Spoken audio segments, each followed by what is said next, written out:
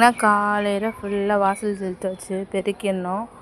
காஞ்சிட்டோன்னா பெருக்கிடலாம். பார்த்தீங்கன்னா செடிக்கு தான் தண்ணி ஊற்றணும். நான் ஊற்றல. மல்லிகைப்பூ பாருங்கள் முன்னோட நல்லா வளருது. 2 இதுவுமே நான் எல்லாமே இந்த சமையலுக்கு செய்கிறேன் பார்த்தீங்களா, காய்கறி வேஸ்டேஜ் அது எல்லாமே போடுறேன் உரமாக. ஒன்றும் சின்ன செடி எந்த செடிக்குமே தண்ணி ஒன்றும் ஊற்றலை. செம்பருத்தி வெயிலோட இது வந்துட்டோன்னே தான், சன்லைட் வந்துட்டோன்னே தான் பூக்கும். மணி இப்படி தான் 7 ஆகுது. வாங்க அதுக்குள்ளே நம்ம வாசலில் பெருக்கிட்டு அதுக்கப்புறம் தண்ணி ஊற்றலாம்.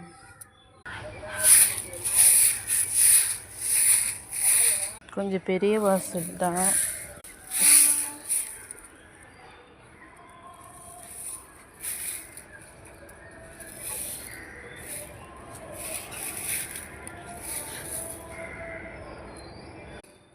பெருக்கிட்டு நான் உங்களுக்கு ஃபுல் வீடியோ போடுறேன். கோலம் போட ஆரம்பிச்சிடலாம். நான் ஃபுல்லாக கோலம் போட்டு காட்டுறேன் உங்களுக்கு. ஏன்னா நானே ஃபோன் வச்சுக்கிட்டு வீடியோ பிடிக்கிறேன். பார்த்தீங்கன்னா கோலம் போட்டு முடிச்சுட்டேன். வீட்டு பக்கத்தில் கோயில் இருக்குது. கங்கைமன் சாமி தான் எங்கள் வீட்டு பக்கத்துலேயே இருக்குது.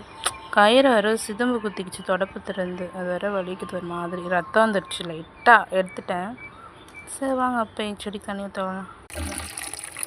தண்ணி ரொம்ப வரைக்கும் கொஞ்சம் சேர் உட்காரலாம். தண்ணி ரொம்பிடுச்சு, வாங்க போய் ஊற்றலாம். செடிக்கு பார்த்தீங்கன்னா சிவப்பு கத்தாழை. இதுக்கு அதிகமாக தண்ணி ஊற்றக்கூடாது. வாரம் ஒரு நாள் மட்டும்தான். ரோஜா செடிக்கு, செம்பருத்திக்கும் ஊற்றிக்கலாம். ஒரு அரும்பு இருக்குது, கொஞ்சம் நல்லா வாடிடுச்சு.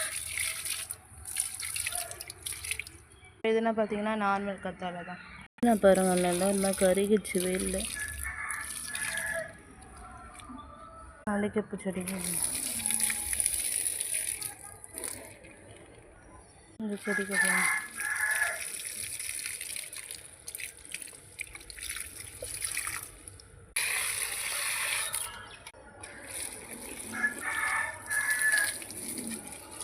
பார்த்தீங்கன்னா செம்பருத்தி மேலேனா ஊற்றணும்ல, அப்படியே செடி ஊற்றிக்கலாம். நாங்கள் செம்பருத்தி இப்போ தான் பூக்க தொடங்குது. நான் ரொம்ப தூரத்தில் தெரியுதா. Okay guys, bye. See in another video. இதுக்கப்புறம் ஃப்ரெஷ் ஆகிட்டு டிஃபன் செய்ய வேண்டியதா. பாய்.